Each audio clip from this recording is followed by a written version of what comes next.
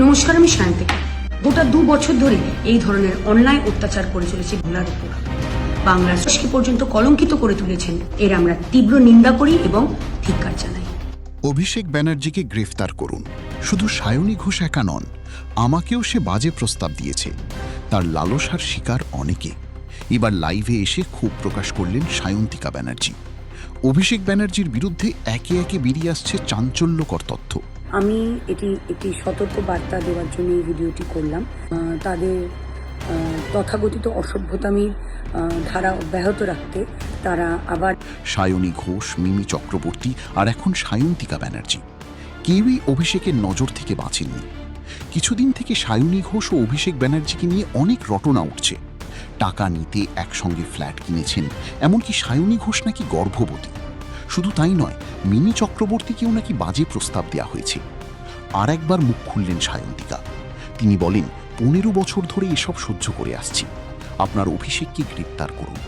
তবে অভিষেক ব্যানার্জির বিরুদ্ধে ওটাই সব অভিযোগের কোনো সত্যতা পাওয়া যায়নি, পুরোটাই গুজব ও মিথ্যা।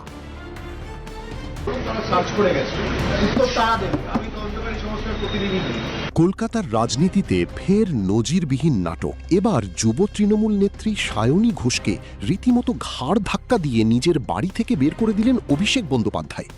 এমন চাঞ্চল্যকর গুঞ্জনে রীতিমতো তোলপাড় রাজ্য রাজনীতি। আপনি দরকার হলে রিপাবলিক ছেড়ে তদন্তকারী সংস্থায় চাকরি করবেন।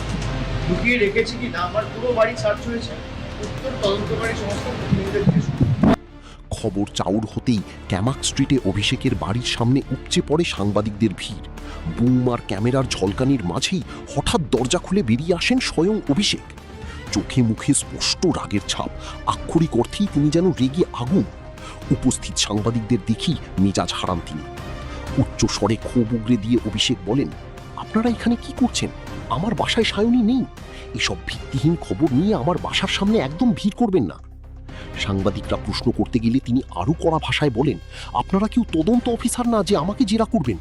যারা তদন্ত করছে তারা সব জানে, তাই আপনাদের এই অযথা কৌতূহল দেখানোর কোনো দরকার নেই।